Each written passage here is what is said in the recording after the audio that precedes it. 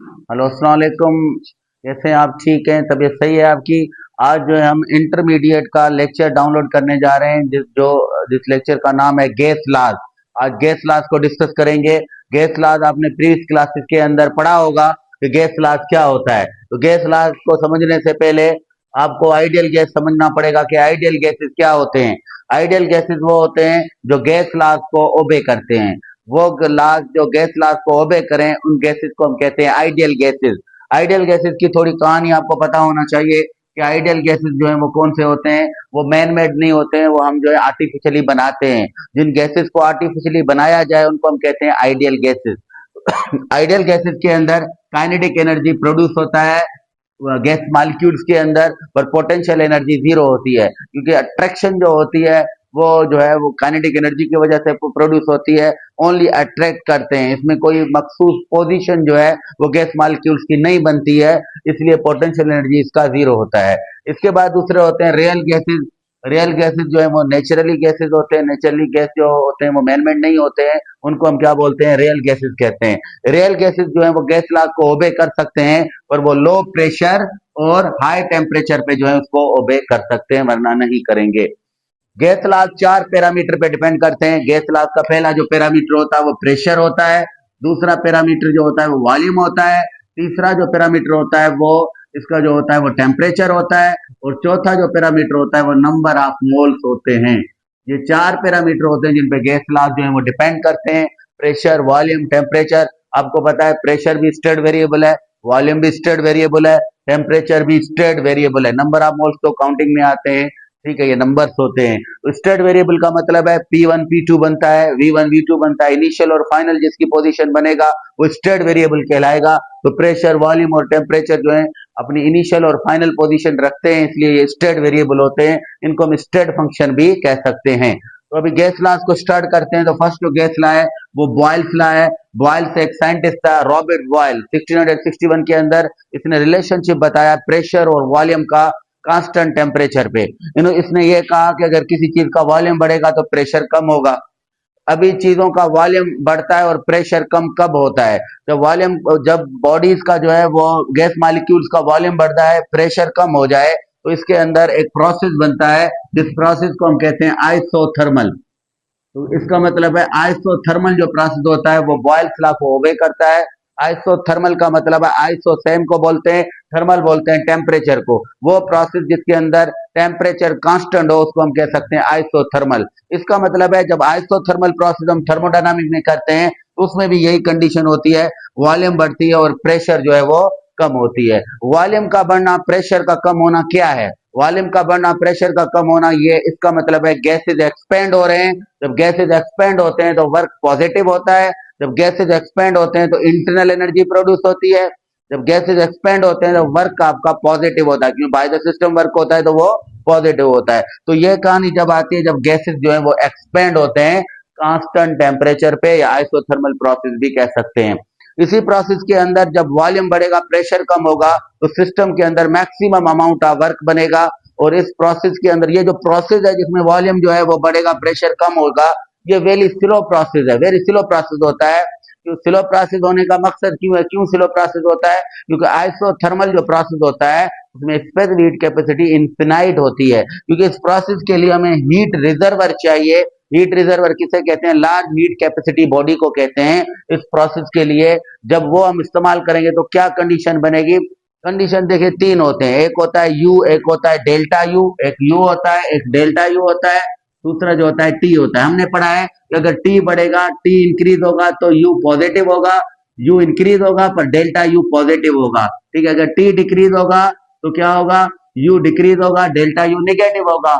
अगर T constant होगा तो यू भी कांस्टेंट होगा, डेल्टा यू किसके बराबर होगा? जीरो के बराबर होगा। तो ये प्रोसेस जब बनता है जब किसी चीज का वॉल्यूम बढ़ जाए और प्रेशर कम हो जाए। पर अगर प्रेशर बढ़ रहा है और वॉल्यूम कम हो रहा है तो इसका मतलब है गैसेस कंप्रेस हो रहे हैं, कूलिंग के तरफ जाते हैं। कूलिंग के तरफ जब जाते हैं जब प्रेशर बढ़ता है और वॉल्यूम कम हो जाता है।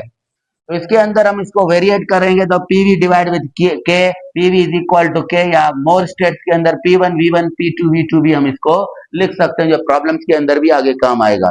तो इन टर्म्स ऑफ मास भी लिख सकते हैं P1 V1 upon M1 P2 V2 divide with M2। और PV divide with M is equal to K भी इसको लिख सकते हैं जर्नल या सिंगल टर्म के अंदर।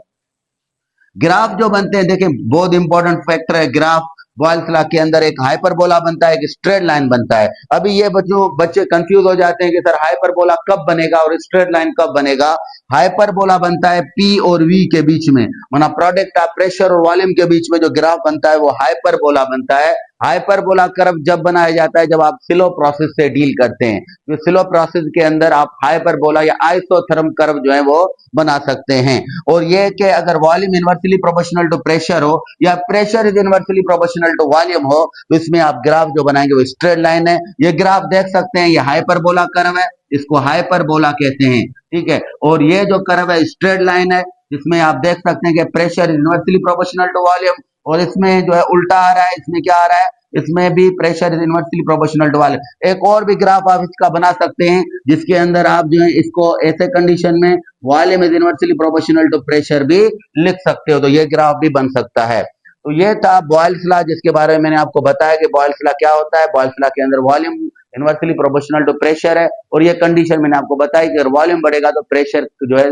वो कम ज्यादा हो जाएगा। ये क्यों होता है, ये सारा प्रोसेस डिस्कस किया है हमने। अभी हम आते हैं नेक्स्ट लॉ पे। दूसरा जो लॉ आपका है वो चार्ल्स लॉ है। चार्ल्स लॉ, चार्ल्स लॉ जो है वो किस वजह से है? चार्ल्स लॉ जो है एक साइंटिस्ट था एजे चार्ल्स, जिसने चार्ल्स लॉ के बारे में आपको बताया।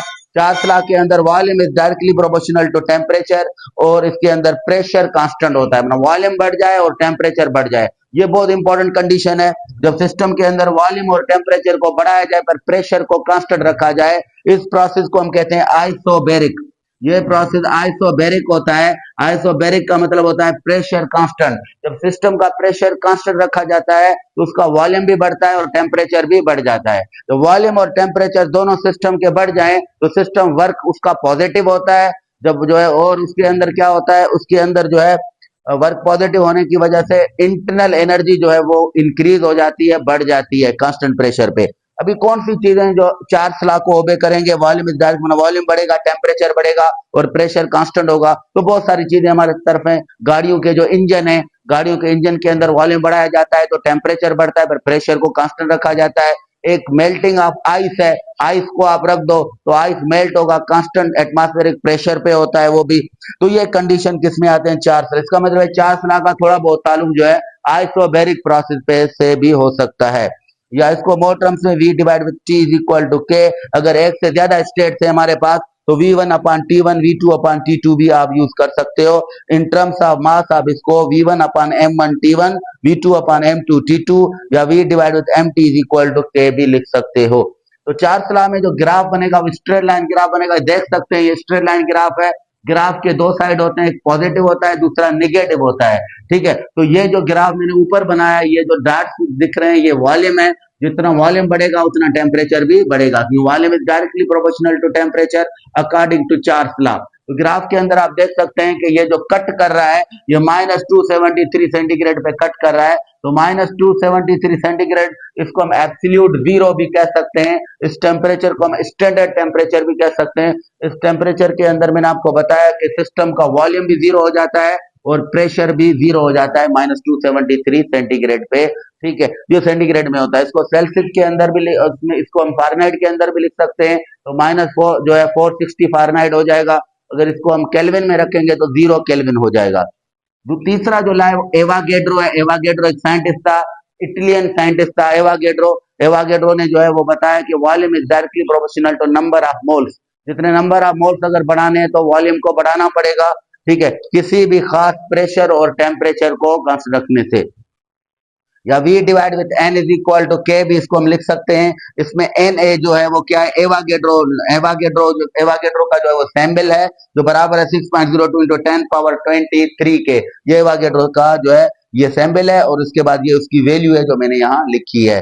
एवागेड्रो जो है हम ये यूज करते हैं जब हम गैसेस के अंदर मोल्स को हम फाइंड करते हैं, तो हम उसमें एवागेड्रो का जो है यूजेज ज्यादातर कर सकते हैं। तो एवागेड्रो का रिलेशन भी आगे है। बहुत सारे रिलेशन जो है एवागेड्रो के बन सकते हैं। जिस रिलेशन में मैंने आपको बताया था यूनिवर्सल गैस कांस्टेंट के साथ भी इसका रिलेशन बन सकता है, और इसके अलावा उसका बोल्ट्जमैन कांस्टेंट के साथ भी रिलेशन बन सकता है। इसके बाद हम general gas law. General gas law का मतलब है you are proving here PV is equal to NRT. इनको प्रूव कर रहे हैं ठीक है। इसमें P प्रेशर है, V वॉल्यूम है, N नंबर ऑफ मोल है, R यूनिवर्सल गैस कांस्टेंट है, T क्या है, टेम्परेचर है। इसको प्रूव करने के लिए हम तीनों लॉज यूज करेंगे, ये बॉयल्स लॉ, ये चार्ल्स लॉ, ये एवोगैड्रो लॉ। तीनों को जब आपस में कंबाइन करेंगे तो V proportional to NT divide with P। Proportionality खत्म करने के लिए हम कांस्टेंट यूज करते हैं, या हम R यूज करेंगे। R क्या है, यूनिवर्सल गैस कांस्टेंट है। R की कांस्टेंट वैल्यू 8.314 जूल पर मोल डॉट केल्विन होती है, और R का डायमेंशन जो है वो ml square T-2 K inverse होता है। ये डायमेंशन है R का, और ये R की कांस्टेंट वैल्यू होती है। R यूनिवर्सल गैस कांस्टेंट होती है, जिसको हम जो है डिफरेंट यूज में यूज कर सकते हैं, काइनेटिक एनर्जी एवरेज फाइंड करने के लिए भी यूज कर सकते हैं। तो इनको जब आपस में मिला देंगे तो PV के साथ मल्टीप्लाई, V के नीचे 1 मौजूद है, ये PV हो जाएगा 1 इसके साथ multiply, PV is equal to NRT। तो ये इक्वेशन होगा, जिसको हम जर्नल गैस इक्वेशन भी कह सकते हैं। इसी इक्वेशन को हम इक्वेशन ऑफ स्टेट भी कह सकते हैं, PV is equal to NRT। तो आज हमने गैस लॉज को जो है डिस्कस किया। गैस लॉज के अंदर Boyle's law, Charles law, Avogadro law और जर्नल गैस को कंप्लीटली डिस्कस किया, और बहुत सारी ऐसी चीजें थी जिसको हमने क्लियर किया कि अगर वॉल्यूम बढ़ेगा तो टेम्परेचर की क्या कंडीशन होगी, अगर वॉल्यूम बढ़ेगा तो प्रेशर की क्या कंडीशन होगी। इन चीजों को हमने डिटेल में डिस्कस किया। अगर फिर भी अगर आपको कोई क्वेश्चन है इस पे, तो आप जो है कमेंट सेशन के अंदर जाएं और वहां क्वेश्चन पूछ सकते हैं, ठीक है। और आखिर में जो है मेरे चैनल को जो है आप ज्यादा से ज्यादा लाइक करें और सब्सक्राइब करें, तो आपको जो है न्यू जो भी मेरे वीडियोस आएंगे उसका लिंक आपके पास जो है वो आ जाएगा। तो इंशाल्लाह हम नेक्स्ट लेक्चर के साथ दोबारा मिलेंगे। ओके, खुदा हाफिज।